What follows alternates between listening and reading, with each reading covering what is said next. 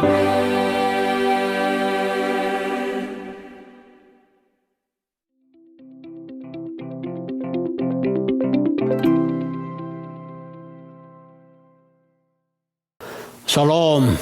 오늘 사순절 특별예배에 참석하신 모든 분들, 또 가정에서 유튜브로 비대면 예배를 드리는 모든 분들께 하나님의 은혜와 특별하신 사랑이 넘치시기를 바랍니다. 저는 옥스나드 교회를 섬기는 남재헌 목사입니다. 여러분들 LA 지역은 잘 알아도 옥스나드 지역은 잘 모를 텐데요. LA에서 한 62마일 정도 떨어져 있습니다. 차로는 약 1시간 거리에 있죠. 이번에 특별히 새벽 예배를 하면서 우리 목사님들이 하와이, 워싱턴, 또 캘리포니아, 애리조나 다양한 지역에서 환경과 처지는 다르지만 우리가 같은 목적과 방향으로 달려가고 있다는 사실을 확인할 수 있었습니다. 매일 전해주시는 말씀 속에서 우리 모두가 그리스도의 삶을 닮아내고 그분의 삶을 쫓아가는 거룩한 목적으로 하나 됨을 기쁘게 생각합니다. 무엇보다 기쁜 소식은 우리들의 모든 삶을 흔들어 놓았던 코비드-19이 이제 조금씩 서서히 힘을 잃어가고 있고, 우리가 알듯이 모데나나 또 화이저 또 존앤존스 백신들을 통해서 다소나마 우리의 삶에 좀 안정을 찾고 활력을 찾아가는 것 같습니다. 또 최근에는 또 레드 등급으로 하향 조절되어서 스몰 그룹 하고 있는 식당을 하시는 분들에게는 다소나마 마음의 여유를 찾게 되는 것 같습니다. 아무쪼록 힘든 어려운 때에 이때까지 잘 견뎌오셨는데 모두 건강하셔서 하나님께서 우리를 부르는 그날까지 사명을 감당하시는 모든 분들이 되시기를 바랍니다. 특별히 오늘 여러분들과 함께 은혜 받으실 말씀은 우리 이사야서 59장 1절에서 8절, 20절에서 21절까지 말씀을 함께 묵상하고 우리에게 주시는 하나님의 말씀의 은혜를 나누도록 하겠습니다. 제가 봉독해 드리겠습니다. 여호와의 손이 짧아 구원하지 못하심도 아니요 귀가 둔하여 듣지 못하심도 아니라 오직 너희 죄악이 너희와 너희 하나님 사이를 갈라놓았고 너희 죄가 그의 얼굴을 가리어서 너희에게서 듣지 않으시게 함이니라. 이는 너희의 손이 피해 너희 손가락이 죄악에 더러워졌으며 너희 입술은 거짓을 말하며 너희 혀는 악독을 내밀어. 공의대로 소송하는 자도 없고 진실하게 판결하는 자도 없으며 허망한 것을 의뢰하며 거짓을 말하며 악행을 잉태하여 죄악을 낳으며 독사의 알을 품으며 거미줄을 짜나니 그 알을 먹는 자는 죽을 것이요 그 알이 밟힌 즉 터져서 독사가 나올 것이니라. 그 짠 곳으로는 옷을 이룰 수 없을 것이요 그 행위로는 자기를 가릴 수 없을 것이며 그 행위는 죄악의 행위라. 그 손에는 포악한 행동이 있으며 그 발언은 행악하기에 빠르고 무죄한 피를 흘리기에 신속하며 그 생각은 악한 생각이라. 황폐와 파멸이 그 길에 있으며 그들의 평강의 길을 알지 못하며 그들이 행하는 곳에는 정의가 없으며 구분길을 스스로 만드나니 무릇 이 길을 밟는 자는 평강을 알지 못하느니라. 20절 21절 말씀입니다. 여호와의 말씀이니라. 구속자가 시온에서 임하여 야곱의 자손에게서 죄가를 떠나는 자에게 임하리라. 여호와께서 이르시되 내가 그들과 세운 나의 언약은 이러하니 곧 내 위에 있는 나의 영과 내 입에 둔 나의 말이 이제부터 영원하도록 내 입에서와 내 후손의 입에서와 내 후손의 후손의 입에서 떠나지 아니하리라 하시니라. 여호와의 말씀이니라. 아멘. 작년 3월 15일부터 시작된 비대면 예배로 인하여 모든 교회가 서둘러서 온라인 예배를 드리게 되었습니다. 오늘이 벌써 1년이 딱 조금 넘은 그런 시간이네요. 사실은 하지 않던 생방송을 시작하면서 많은 좀 테크니컬한 프로그램들이 있었죠. 우리가 방송을 녹음해서 유튜브에 링크를 카톡에서 보내드리면 집에서 보시는 분들이 어떤 경우는 목사님 소리가 잘 안 들려요. 혹은 또 화면이 잘 안 나와요. 그런 얘기들을 많이 듣게 되었습니다. 그때마다 죄송한 마음을 가지고 우리가 조금씩 연구하면서 지금은 많이 개선되었습니다. 오늘 목사님이 이제 목사님이 잘 나옵니다. 그런 얘기를 들을 때 목사님 설교에 많이 은혜를 받았습니다 말만큼 참 기뻤던 그런 기억이 납니다. 오늘 우리 시대는 SNS, 인터넷 시대에 살고 있습니다. 여러분, 우리가 인터넷 시대에 살다 보면 가장 중요한 것이 인터넷의 시그널이 잘 연결되어 있느냐 안 되어져 있느냐 하는 것이 대단히 중요하죠. 사실은 한 1년 전만 해도 우리가 사무실 일을 하다 보면 인터넷이 자주 끊어졌어요.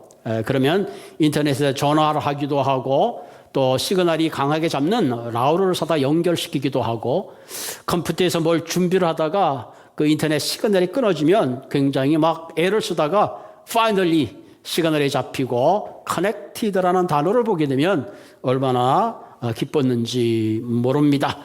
여러분, 인터넷이 연결돼도 우리의 삶에 이렇게 기쁨을 주는데 우리가 1년이 넘도록 비대면으로 있던 우리가 정말로 대면과 대면, 얼굴과 얼굴을 본다고 생각할 때에 그 기쁨이 얼마나 굉장할까 하는 것을 생각하게 됩니다.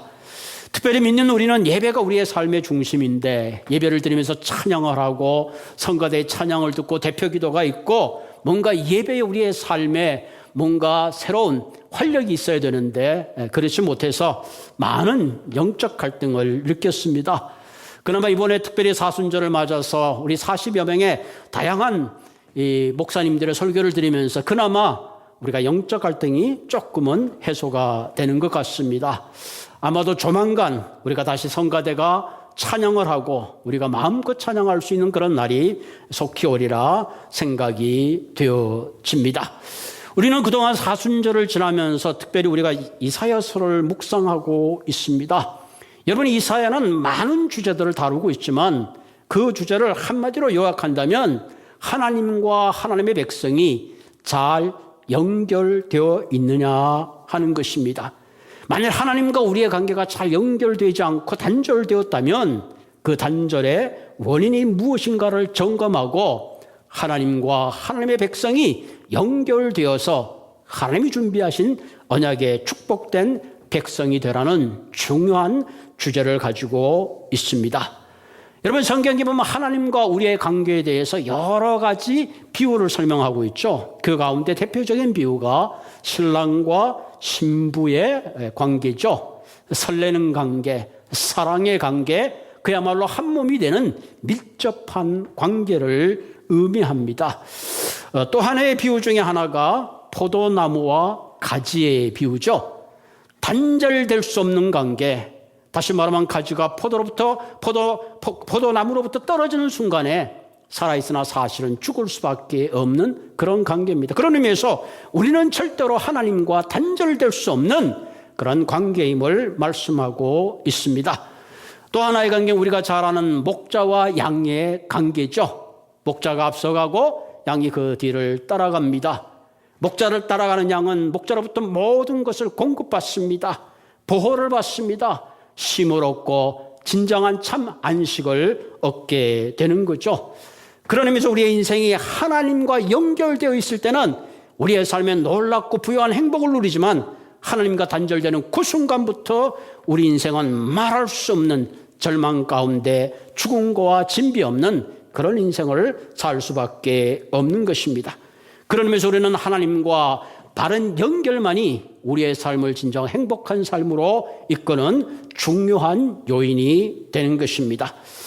요즘 많은 사람들의 필수 종목 중에 하나가 핸드폰이죠. 아마 요즘 핸드폰 없이 사는 사람은 아마도 없을 것입니다. 우리는 이 핸드폰을 통해서 다양한 정보를 주고받습니다. 카톡을 하기도 하고 문자 메시지를 보내기도 하고 또 이메일을 주고받습니다. 요즘 젊은 사람들이 이 카톡이나 이메일 보내는 속도들이 얼마나 빠른지 모릅니다. 사랑하는 여인들끼리 데이트할 때도 지금 자기 어디 있어? 카톡. 지금 출발하고 있어? 카톡. 언제 와? 지금 가. 오면 또 카톡해. 카톡. 한순간도 어떻게 보면 24시간 연결되어 있는 것 같습니다. 그럼에도 불구하고 많은 사람들이 사실은 더 고독하고 더 외로운 삶을 현대인들은 살아가고 있습니다. 그 이유가 무엇일까요? 진짜로 연결되어야 할 하나님과 바로 연결되어 있지 않았기 때문에 그런 것입니다. 하나님은 저와 여러분들을 관계성의 존재로 창조하셨습니다. 창세기 보면 생육하고 번성하고 충만한 복을 누리라고 그렇게 선포하셨습니다. 그래서 하나님과 내가 연결되고 사람과 사람이 연결되고 우리와 또한 자연이 연결될 때에 하나님이 말씀하신 진정한 생육하고 번성하고 충만의 복을 누릴 수가 있습니다. 그런데 불행하게도 우리는 이런 복을 누리지 못하고 있습니다. 그 이유는 뭘까요? 하나님과 우리가 단절되었기 때문에 저주와 사망과 불행의 삶을 향하여 달려가고 있는 우리의 모습을 보게 되는 것입니다. 그렇기 때문에 오늘 이사야 선지자는 이와 같이 불행과 절망과 사망을 달려가고 있는 그 원인이 무엇인가? 하나님과 단절됐는데 하나님과 우리를 단절되게 하는 가장 중요한 것이 무엇인가? 오늘 이사야 선지자는 그것을 바로 죄라고 말하고 있습니다. 죄는 하나님에 대한 불순종입니다. 죄는 하나님과 등지는 것이요, 죄는 하나님을 배반하는 것입니다. 죄는 우상을 섬기는 것이요, 죄는 나는 하나님과 상관없이 내 스스로가 주인됨을 선언하는 것이 죄인 것입니다. 그렇기 때문에 죄는 한마디로 하나님과 단절된 인간의 모습이고 그 인간의 모습을 성경은 죄인이라고 말하고 있습니다. 그래서 로마서 6장 23절에 보면 죄의 싹은 사망이라고 했습니다. 그렇기 때문에 우리는 이 죄의 문제를 해결하지 않고는 하나님과 바른 연결이 불가능합니다. 죄의 문제를 해결하지 않고는 우리의 구원도 우리의 어떤 요구도 간청도 하나님은 응답하실 수가 없습니다. 그래서 오늘 이사에서는 인간의 구원이 인간 자신의 힘이나 선한 행위로 이루어지는 것이 아니라 바로 우리의 구원자이신 하나님의 은혜와 능력에 의해서 되는 것임을 우리에게 가르쳐주고 있습니다. 특별히 우리가 알듯이 이사야 선지자가 활동한 시기는 유다 백성들에게는 참으로 힘든 시기를 지나고 있었습니다. 시리아와 북이스라엘의 동맹을 해서 유다를 침공하는 사건이 있었고요. 심지어는 히스기야 왕 때에 아시리아의 사내립이 예루살렘을 포위하고 공격했습니다. 한마디로 민족의 운명이 바람 앞에 촛불이 되었습니다. 이런 위기 가운데 이사야 선지자는 너희들이 하나님을 의지하고 그분에게 나오라고 외쳤지만 그들은 그 이사야의 경고를 무시했습니다. 마치 고집된 당나귀처럼 그들이 처한 그 어려움을 외교적이고 정치적으로 풀어나가려고 애를 썼습니다. 이런 가운데 정의와 공의는 무너지고 경건의 능력은 사라지고 율법의 껍데기만 붙잡고 있었습니다. 이런 환경 속에 유다 백성은 하나님을 향하여 이 모든 원인을 하나님 앞에 불평과 원망으로 쏟아놓습니다. 하나님, 우리 민족에게 왜 이런 시련을 주시는 것입니까? 하나님, 우리를 정령 고아처럼 내버려 두시는 겁니까? 하나님, 언제까지 우리의 고통을 그냥 지켜보고만 계실 것입니까? 왜 하나님, 우리는 금식하고 이처럼 애를 쓰는데 왜 우리의 기도에 속히 응답하지 않습니까?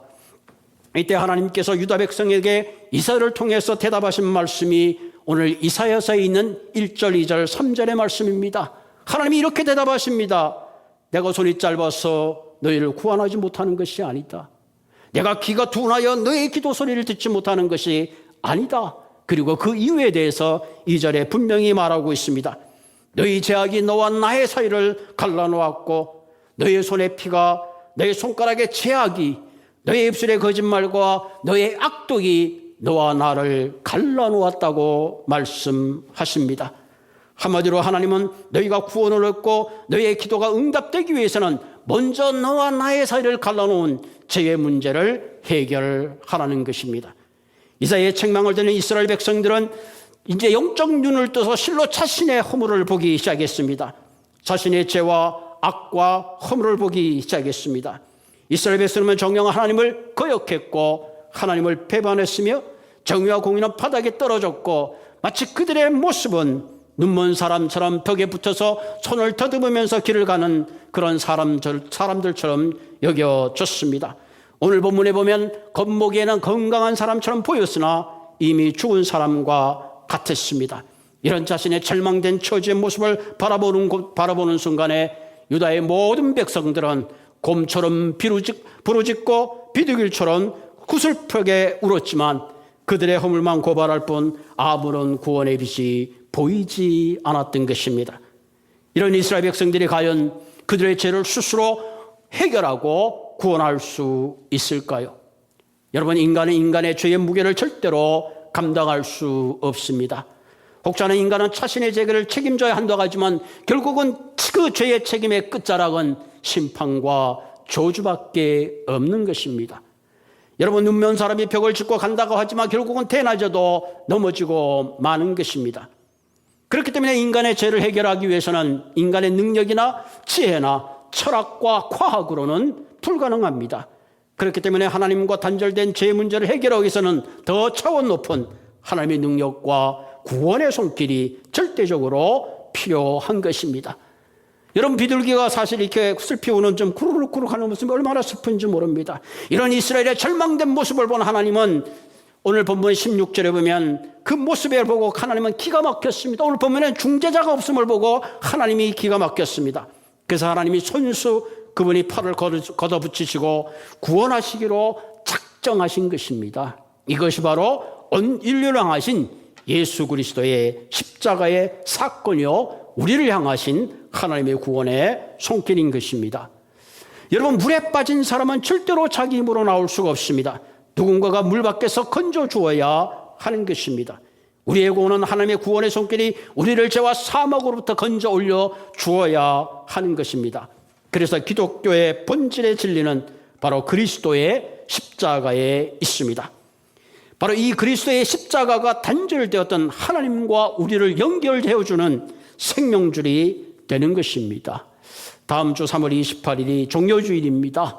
고난주일이 시작되죠. 그리고 4월 4일이 부활주일입니다.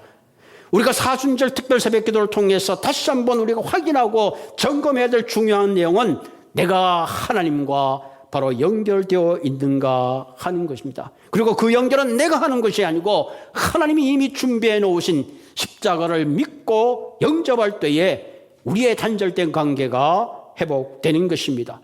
여러분, 요한복음 1장 12절 영접하는 자 곧 그 이름을 믿는 자들에게는 하나님의 자녀가 되는 권세를 주셨나니, 얼마나 귀한 말씀인지 모릅니다. 다시 말해 십자가를 믿는 그들에게는 하나님의 자녀가 되는 놀라운 권세를 허락하신다는 사실입니다.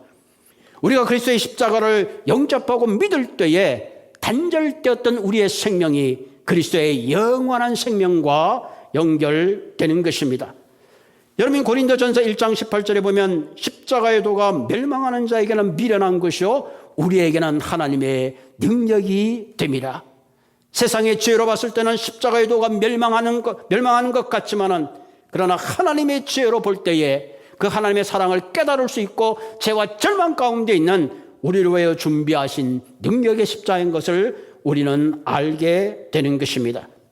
하나님이 준비해온 십자가를 믿고 의지할 때에 우리는 영원한 생명을 얻게 되는 것입니다.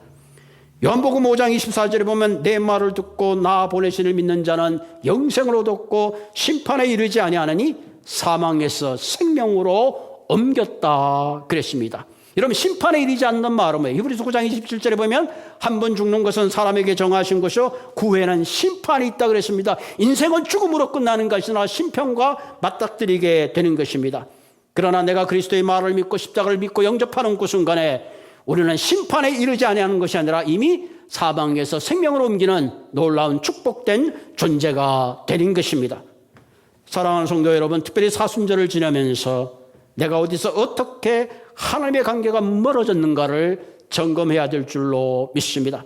만일 아직도 하나님과 나의 관계가 단절되어 있는 분이 있다면 오늘 이 십자가를 영접하시고 믿으시기 바랍니다.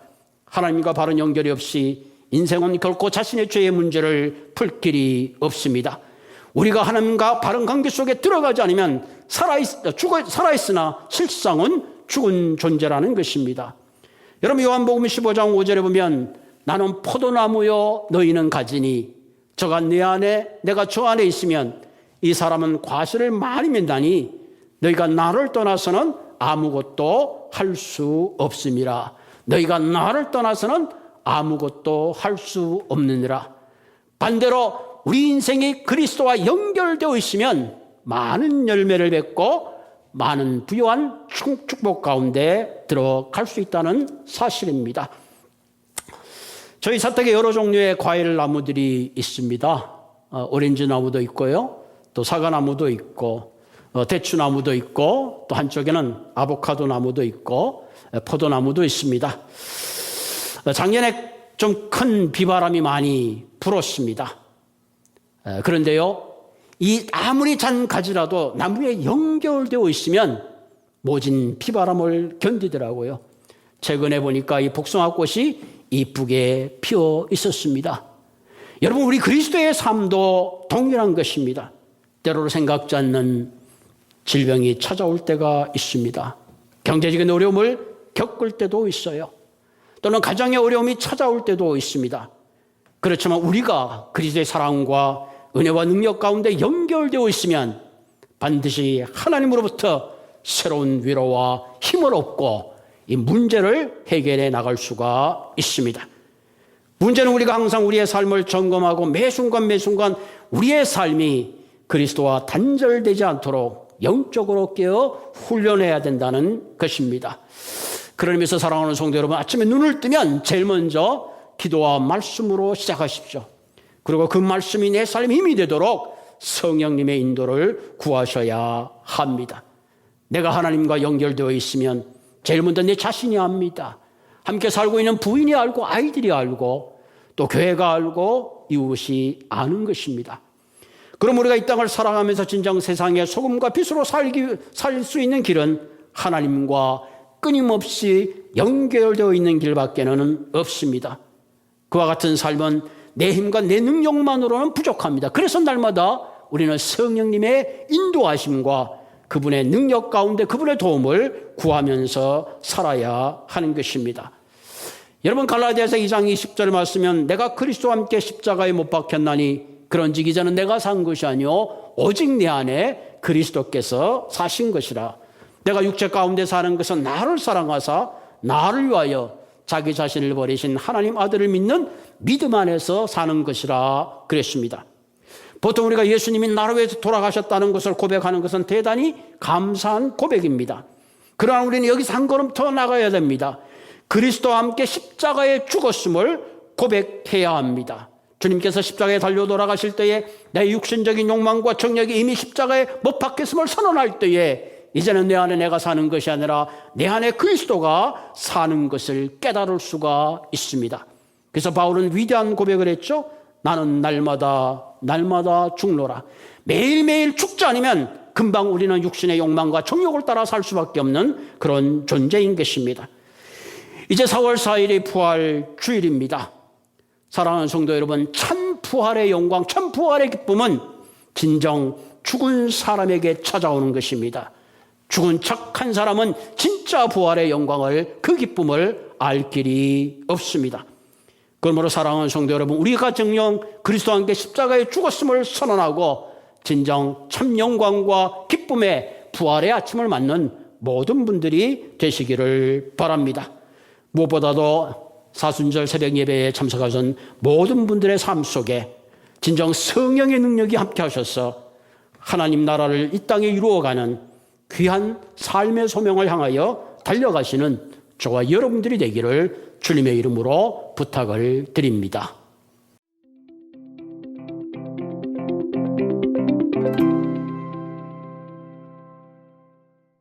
하늘에 계신 우리 아버지여, 이름이 거룩히 여김을 받으시오며 나라의 임하옵시며 뜻이 하늘에서 이룬 것 같이 땅에서도 이루어지이다.